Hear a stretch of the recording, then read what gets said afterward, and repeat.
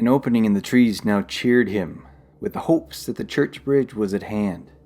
The wavering reflection of a silver star in the bosom of the brook told him that he was not mistaken. He saw the walls of the church dimly glaring under the trees beyond. He recollected the place where Brom Bones's ghostly competitor had disappeared. If I can but reach that bridge, thought Ichabod, I am safe. Just then he heard the black steed panting and blowing close behind him. He even fancied that he felt his hot breath. Another convulsive kick in the ribs, and old Gunpowder sprang upon the bridge. He thundered over the resounding planks. He gained the opposite side, and now Ichabod cast a look behind him to see if his pursuer should vanish, according to rule, in a flash of fire and brimstone. Just then he saw the goblin rising in his stirrups, and in the very act of hurling his head at him. Ichabod endeavored to dodge the horrible missile, but too late. It encountered his cranium with a tremendous crash. He was tumbled headlong into the dust, and Gunpowder, the black steed, and the goblin rider passed by like a whirlwind.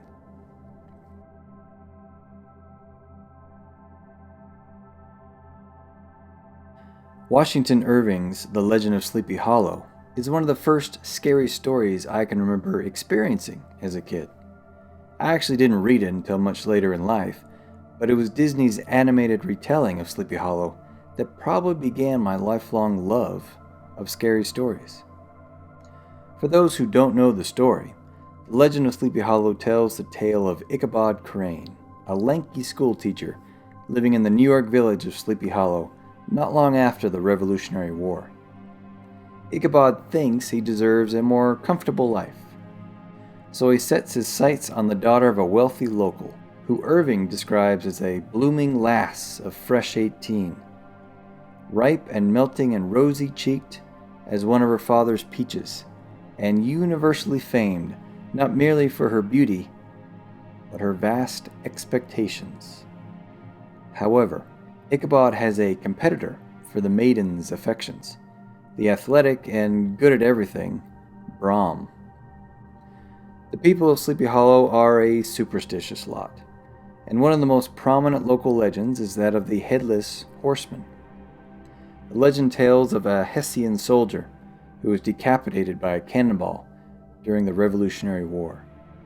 Since that day, the headless soldier would ride through the countryside, menacing any who happened upon him. It was said that if the living could outrun the horseman and make it over a bridge and across a stream, the ghostly pursuer would vanish. If they couldn't make it to the stream, well... One night, Ichabod attends a party, and upon leaving to go home, he notices a dark figure on a horse following him. His fear growing, he quickens his pace. In due course, Ichabod finally gets a good look at his unwanted companion, and, to his terror, he sees the rider is headless. Spurring his old horse, Gunpowder, as fast as he can go, Ichabod races to the bridge and makes it across. Thinking he's escaped, he stops to look back, which proves to be a mistake. Behind him, the horseman rears up and throws his disembodied head at Ichabod, striking him and knocking him off his horse. The next day, Ichabod has disappeared. There is some suspicion that Brom, pretending to be the Headless Horseman, was the one who chased the school teacher down. Others claim that he simply left the village on his own to settle elsewhere. But as Irving writes, the old country wise, however, who are the best judges of these matters, maintain to this day that Ichabod was spirited away by supernatural means. The tale ends with stories of the phantom of a lanky schoolteacher haunting the area around Sleepy Hollow. It's a great story, and recently, for no particular reason, I got to wondering if the tale of the Headless Horseman was based on some real-life people or events.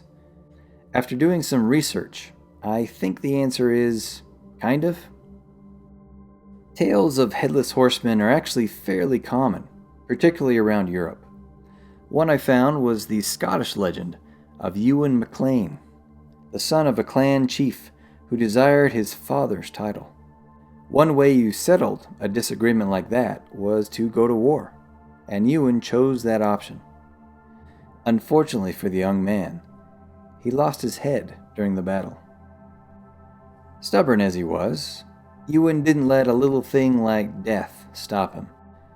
And for centuries afterward, it was said that a headless rider atop Ewan's horse haunted the MacLean descendants.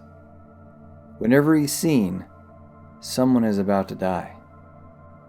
Irving may have heard some of these tales, but a direct influence is hard to find. There are some reports of a real Hessian soldier who lost his head in the Battle of White Plains in 1776. It seems a worthy assumption that Irving knew of this legend, and that's where his Headless Horseman comes from. There was also a real Ichabod Crane, who lived during the same time as Irving, though the real Crane was a soldier, not a schoolteacher, and there's no evidence indicating he ever met Irving. Beyond these historical connections, it appears that Irving's tale comes mostly from his own imagination. And what a tale it is, having endured for centuries, still being told and reimagined to this very day.